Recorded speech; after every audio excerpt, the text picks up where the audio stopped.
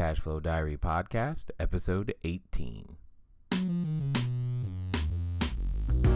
Congratulations, you showed up. Give yourself a high five in celebration of your success.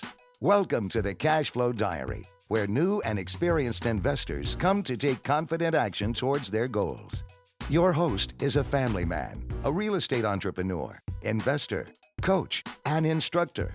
As a master facilitator of Robert Kiyosaki's Cashflow 101 game, he's inspired many to begin their journey into creating cash flow for themselves and their family. And now, here he is to offer you the tools required to earn the income desired. Your cash flow coach, Jay Massey. Well, hello there. Congratulations for making it yet to another episode of the Cashflow Diary Podcast. Glad that you are indeed here. For those of you joining us for the first time, make sure you go over to the initial episode, pilot episode number 1, to understand the format and background of the show. And if you didn't know already, let me remind you, we have a free wholesaling course. Wholesaling is simply a way to acquire real estate, buy it, and sell it using none of your own money or credit. I'm going to show you how. Go over to learninvestingnow.com. Place your email in the box. You're going to get the ebook and manual immediately, and then we're going to send you links to the webinars over time. You're going to get the links to the webinars where I literally spend about 3 hours of training with you for free for you to learn how to become a bigger, better, badder wholesaler. So make sure that you go over to learninvestingnow.com, place your email in the box, and get started today. Lastly, and I've got a request for you. I'm hoping that something that you've heard, you've enjoyed. I don't know, and that's what I'm looking to find out. Here's how I'd like you to respond if you could. Go over to iTunes, leave a positive comment about the show. It would help us reach more people that are like you, who are looking for the information that we are indeed providing. And if you like it, it would help us continue to reach those people who are also looking to build a big stream of cash just like yourself. Okay, so on today's episode, what we're going to talk about first and foremost is how to find leads with little or no money. For those of you that have listened to the first episode, you understand that I started real estate investing with, well, no money. Also no place to stay. We were technically squatting a bank-owned property, homeless, and I started out as a wholesaler. One of the things that you must do regardless of your investing strategy is find leads. And that's what we're going to talk about today. I'm going to show you 4 particular techniques that I appreciate, still use them today, and they require very, very little money relative to the amount of results that they're capable of generating. Before we get there, though, however, what we're going to do is we're going to have our cash flow quote, and it comes to us from a very familiar source for many of us. It says, "If you share a good idea long enough, it will eventually fall on good people." That comes to us from Mr. Jim Rohn, Emmanuel James Jim Rohn, born September 17th, 1930, died December 5th, 2009, an American entrepreneur, author, and motivational speaker. Many of you are already familiar with him. If you're not, get familiar with him. Definitely go look up one of his audio series. I believe it was called Cultivating an Unshakable Character. It was definitely something that made a difference for myself, and I know it'll make a difference for you. Anyway, one of the things that we do get from time to time is that many of you, you find us on Facebook, you send in a question or an email, and I got one. So I want to go ahead and, before we get into our main topic today, I'd like to answer it. So here it is. It says, "Jay, I have a question. I made 3 offers on a property, and the rep that I'm talking to asked what a master lease was, which was one of my offers. Can you explain it to me better so I can explain it to him? Also, is a triple net lease the same thing?"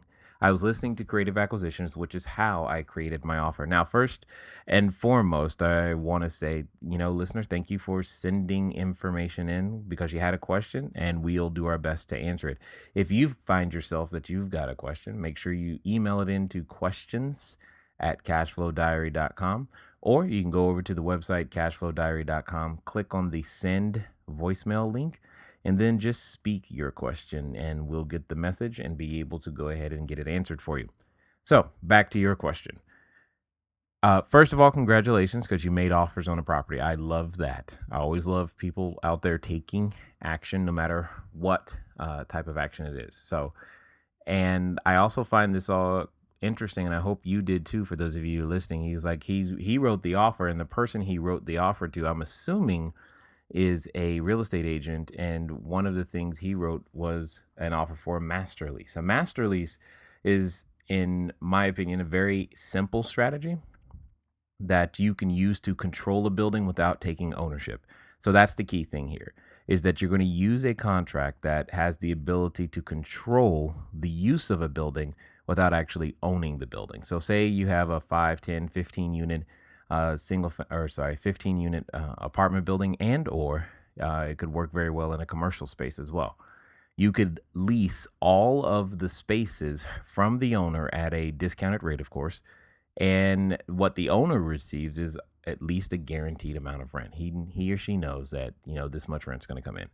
Your job then is to turn around and sublease each of those spaces differently in a way to actually earn your profit. That's what a master lease is really, really good at. Now, when it comes to a triple net lease, that's going to be a slightly different, because in a triple net lease, what you are actually the landlord. And what you are doing is you are giving a lease to the tenant. However, the tenant is going to be responsible for many of the things that a traditional landlord would be responsible for inside of a normal lease. So when it comes to certain things like maintenance and taxes and insurance, all these things are going to be the responsibility of the tenant as opposed to the landlord inside of a triple net lease. So in a very interesting way, they're kind of the same thing, but not really. So in both cases, the leasee is the one that has the ability to control the building, or control the use of the building. But the difference is who owns the building. In this case, most of the time, what it comes down to is that if you're looking to purchase, you're probably wanting to use a master lease. Whereas if you're looking to sell your building, you probably want to use a triple net lease. So hopefully that helps. And again, about every 10 episodes or so, we just have a episode that is nothing but your questions. So feel free to go over to the website, cashflowdiary.com, click on the send voicemail link and just speak your question.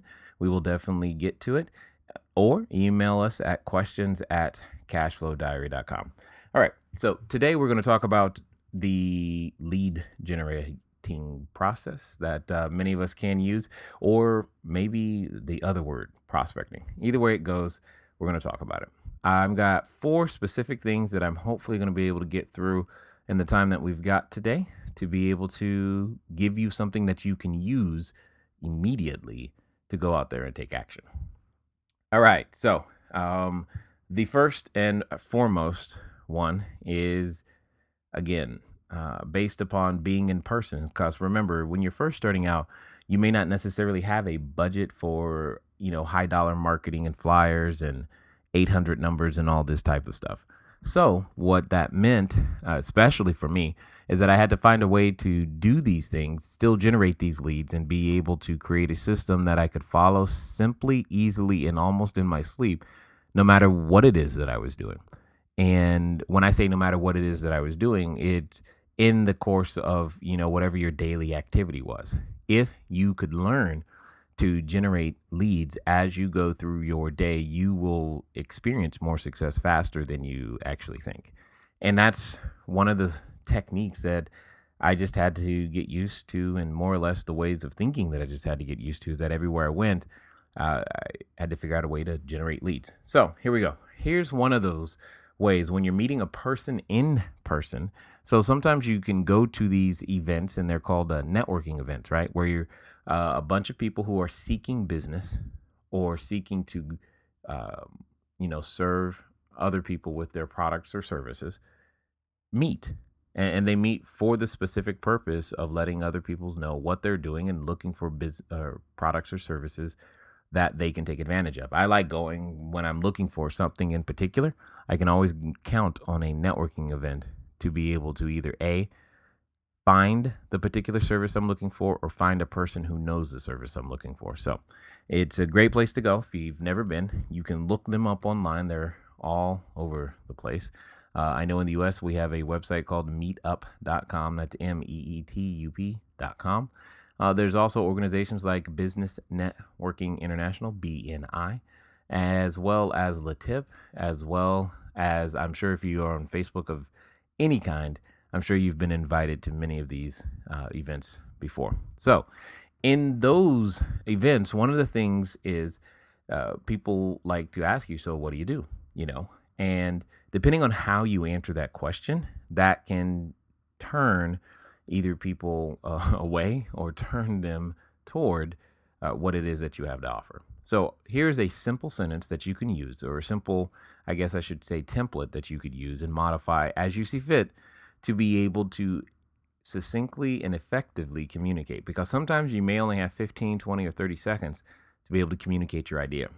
And you've got to be as effective as you possibly can in that short period of time. So here it is.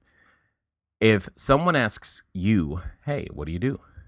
So you're in this business, you're trying to become a real estate investor. So keep that in mind. But here's the template. It is the word I, and then it's followed by an action verb, target market, how to, benefit, so they can benefit. So the words action verb, target market, benefit, and benefit are in parentheses. Those you're going to interchange and change around depending on the situation. And let me give you an example. So one of the ones that actually works for my business. So if someone asks me, even today, what it is that I do, I could say the following. It says, I show people with a traditional retirement plan how to build a steady, consistent stream of income so they can relax about if they will ever be able to retire and have enough money for a long retirement. Very simple. So you'll see that it follows the action verb being show. People with a traditional retirement plan becomes the target market. And the first benefit is to build a steady, consistent stream of income. Then you see the word so they can. And then the next benefits happens to be relax about if they will ever be able to retire and have enough money for a long retirement. So if I happen to be talking to someone who is concerned about can I retire or will I run out of money, they're going to hear those benefits and want to know more. Now, that's just to get the process started. And when you can begin to say these phrases quickly, simply, easily, all the time, you'll be able to be in a position to, no matter where you are, make them up on the fly and use them to help people, know about your product or service or business really, really quickly.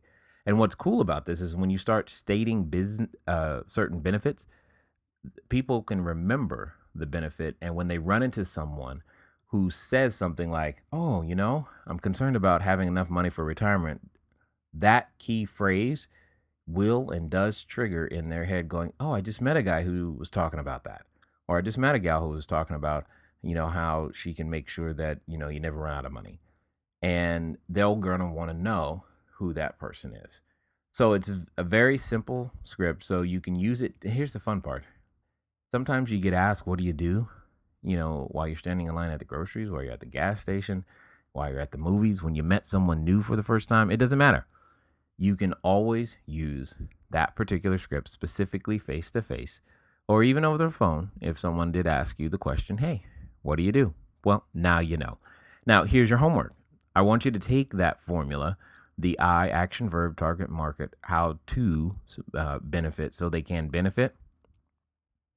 And I want you to come up with like 15 or 20 different variations of that very script for your real estate business. So if you're going to be a wholesaler, there you go. If you're going to do fixing and flipping, there you go.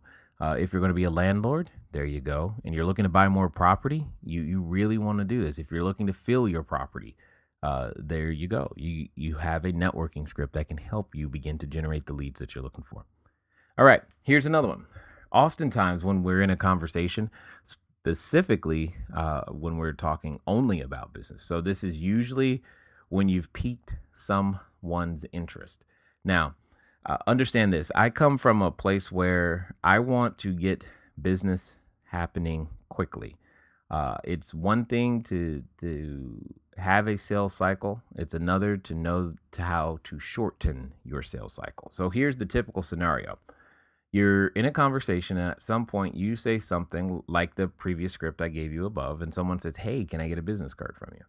And what you, or the, "Hey, do you have a card?" And what you've done before now has been said, "Sure, here." And you ask them for their name, their number, etc. You take down their name or number, or they hand you their card, and then that card finds its way to your back pocket or purse. And then it, for whatever reason, when you get home, that same card finds its way to the special spot on your desk, which the other 2,000 cards that have found their way to that special spot on your desk sit. And 5 months goes by and you never called anybody and nothing ever happened. I speak from experience on this one. And I know some of you listening to my voice right now have done something very similar to that. So here's the point. When someone is asking you, or when you have done the work necessary to generate the interest to the point where they say, "Can I have a card?" or "Do you have a card?" What I like to do is, instead of giving them a card, I'd rather give them a quote unquote appointment reminder. Here's what I mean. Now, on that card, it's still going to have the same information that my business card would have. However, I would do the following, and this is what I would suggest for you. So if someone asks me, "Hey, do you have a card?" You know what? Yes. Now, I'm going to pause after the word yes. And then as I'm handing my card to them or getting it out of my wallet or whatever I have, I'm going to ask them the following question. Why do you ask? I know it seems silly, and I know you're thinking, well, they want my information. That's why they're asking. You don't know that. Don't assume anything. The more you assume, the less you really know. And you want to be in a position to know exactly why someone's asking for your card. And usually when you ask, or when I've asked that question, people respond with, "Yeah, I'd like to call you later so we could talk about some things that you said." And then my response is, "Really? About what?" Okay. Now, hear that again. It's just, "Really? About what?" And then they're going to tell you what it is that they want to talk about. They're going to tell you the subject of the appointment. Here's why this is important. It's because, first of all, by the time you take their card and number and go back home, and even if you do call them back, you have to chase them down to get them on the phone to try to set the appointment, and which means you have to remind them of whatever it is that they wanted to talk to you about, because they've forgotten in the time that they've taken your information and gone back home. So after they answer the question about what, I'm going to say something to the following effect. I'm going to say, "You know what? I've got my iPhone right here," or whatever you use to keep your calendar. So I'm going to say, "I've got my iPhone right here," or "I got my calendar right here. Do you think it makes sense for us to go ahead and get something on the calendar now so we can talk about that sooner rather than later?" And usually the answer is yes. So now here's what happens. I've turned at what normally is just me handing them their card, and then 2 weeks of chasing them down, and then finally waiting another week for an appointment. I've collapsed the time frame, what normally took 3 weeks, down to a couple of minutes. I've got the appointment and I'm in the game. And I have the added benefit of knowing why we're meeting and what problem or problems that they're experiencing that they heard me say I could solve. And then the appointment goes faster, smoother, and everybody's happier. It actually happens. When I started doing that, it became very, very magical. In fact, I got to the point to where I even stopped carrying business cards. And when people would ask me, "Do you have a card?" I was like, "No, but I'm curious. Why do you ask?" You could still say no and go, "Why do you ask?" And then they'll tell you. And then you can do, "Really? About what?" And then you go, "You know what? I've got my calendar right here. Do you think it makes any sense for us to get that on the calendar now? We can go ahead and get something scheduled sooner than later, you know? Because remember, it's their problem. And usually when you offer to help someone with their problem, they're ready and willing to solve it. Now, here's what's also cool about this. Occasionally they're asking for your card so that they can hand it to someone else. And now you know that, which is great. And then you can find out information about the referral that they're planning on giving to you. In fact, you could possibly find out enough information to be able to go ahead and set that appointment or get that name and phone number immediately and set that appointment while they're still there. So here's how that would look. It's like, yes, I do have a card. Why do you ask? And, oh, really?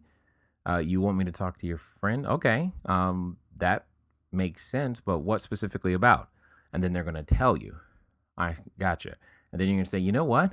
I've got my phone right here. Do you think it makes any sense if we gave your friend a call real fast to see what their availability is so that all three of us can sit down and we can talk about this? See, you're being proactive. You're showing that you have an intent to help. And most importantly, that you are confident that you can solve whatever problem there is. And when you do that, you tend to get the appointment.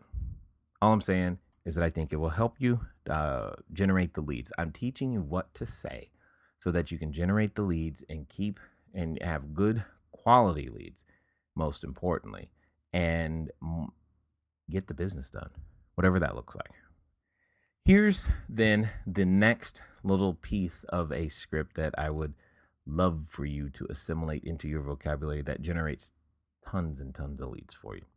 And again, you can use this one with any particular situation and it works very, very well when someone or after someone has asked you, what do you do? But in case they haven't, it doesn't really matter. At some point, you're in a conversation with people. It doesn't matter where you are. You could be in the middle of the mall, shopping mall, store. It really, really doesn't matter. But so long as you've explained something about what you've done, here's kinda what you could say. I call this a referral script. It's, Bob, I'm wondering, I'm not 100% certain, but if you had a friend or maybe a family member or just someone that you knew that was looking to be able to buy property at a discount or sell any of their property really quickly, do you know anyone that would be interested in anything like that? Now, here's the thing. You're going to use their name and you're going to ask them if they know anyone, any of their friends, any of their families, any of those random associates that would be interested in whatever you believe your biggest benefit is. So if your biggest benefit is that you can buy property quickly and close with cash, great. If your biggest benefit is that you've got a lot of seller finance property right now, and what you want to do is be able to sell property, or someone who was looking to buy property using none of their no credit check required, then that could be the biggest benefit. And then you're just going to ask them, do you know anyone who would be interested in anything like that? And what's interesting about that is that it gives you two positive possibilities and one negative possibility. So obviously the positive possibility is, yeah, they do know someone. Here's the second one. If they are that someone, they will tell you. So you've got two shots at something positive from that. And then obviously you still have the no, I don't know anyone like that. However, the no is still a yes. And this is why. Because then you're going to say, regardless of what they say, it's going to be something to the effect of, Bob, when you are in the process of referring a business, a product, or a service, what is typically the best route to help you feel comfortable in referring that service? Do you have to try it yourself? Do you need to find out more about it? Or what is your process? Now, typically in that case, they're going to say one of the two things. Yeah, I like to try it myself, or I need to find out more about it. Either one of those is positive, because if they got to try it yourself, that means you just made a sale of whatever it is that you're selling. If they say something like, I'd like to find out more about it, then it's going to become, well, Bob, do you think it makes any sense for us to sit down so I can invest some time with you and show you a little bit more about who we are, what we do, and how I might be able to benefit? Like how I can actually close properties really fast or how I can sell properties without credit being required. All of those things begin to help you generate those leads. And now, when they leave, because again, this is going to get at that point, you're probably going to get the, well, yeah, that makes sense. Do you have a card?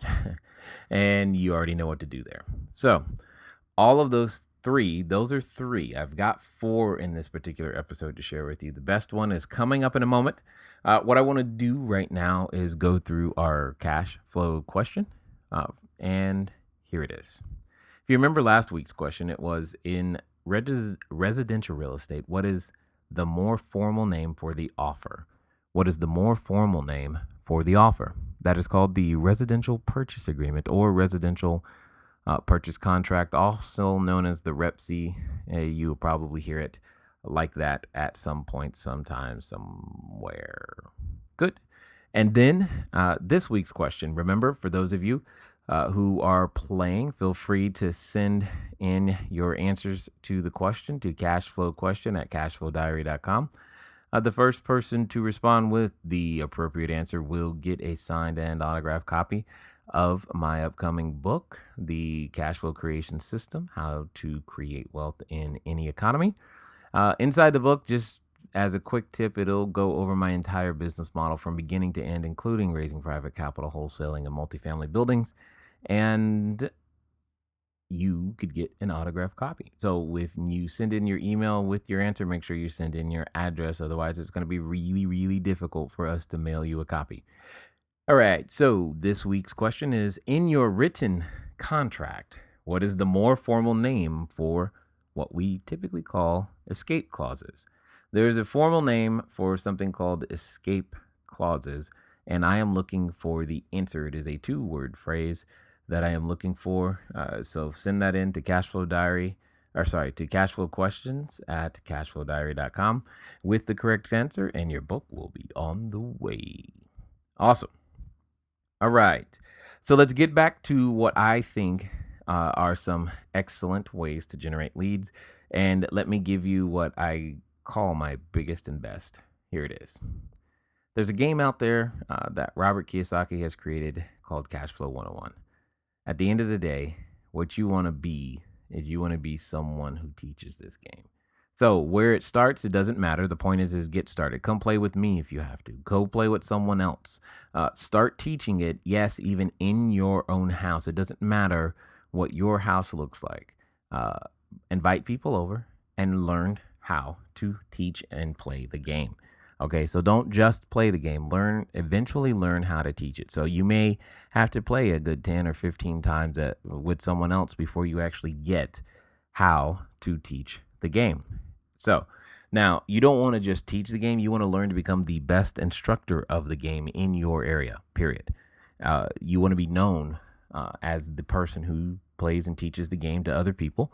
And therefore, you're the one who's educating the market. And you may have heard me say this before, but I say it again here. He or she who educates the market dominates the market. And you'll be seen as a go-to person with expertise, because you will have expertise as it relates to investing, specifically in real estate and business. And now that will help you generate the leads, attract to you the people who are interested in real estate, be they interested in selling property, buying property, or even helping you by lending you cash. All of these things have come to me from playing the Cashflow 101 board game. Plus, it has the added benefit of being fun and developing deeper relationships with your clientele than you normally would in the first place. So you're saying, okay, cool. How do I generate leads with it though? Well, obviously, I said before, you can go to meetup.com, let people know that you are playing the game, post a link on Facebook. Hey, tell them that you're playing the game. So you want to, find a location, get the game together, and invite people to come play with you. You say, well, that's too much work. All right, cool. Here's what you do. I want you to still go get the game. So you're still going to need a board game. And get 1 or 2 of your friends, in on this. Okay, so maybe 2 or 3 of you can get together, split the cost of the game, and here's what you do. I want you to go find a coffee shop in your area. And most coffee shops are built around the business model of come have a cup of coffee and stay a while.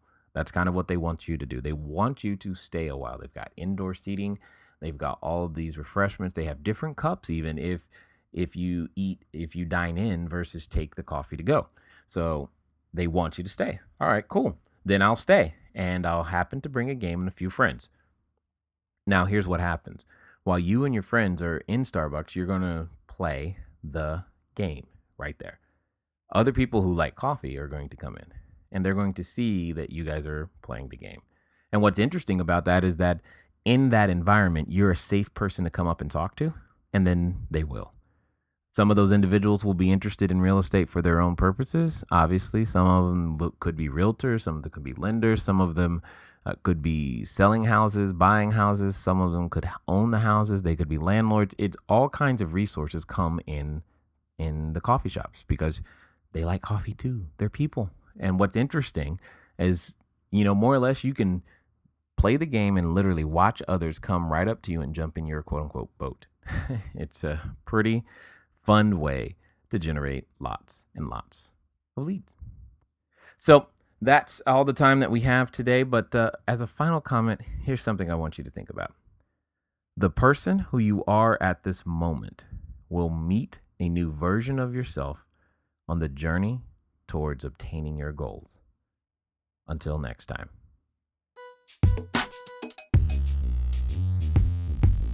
Thank you for investing your time with Jay Massey and the Cash Flow Diary. When you have a moment, please visit iTunes and leave a positive comment about the show. And go now to our website, CashFlowDiary.com, to take advantage of our free business building course, Cash Flow Foundation. Gain the knowledge, understanding, and skill that will teach you how to never need a job again.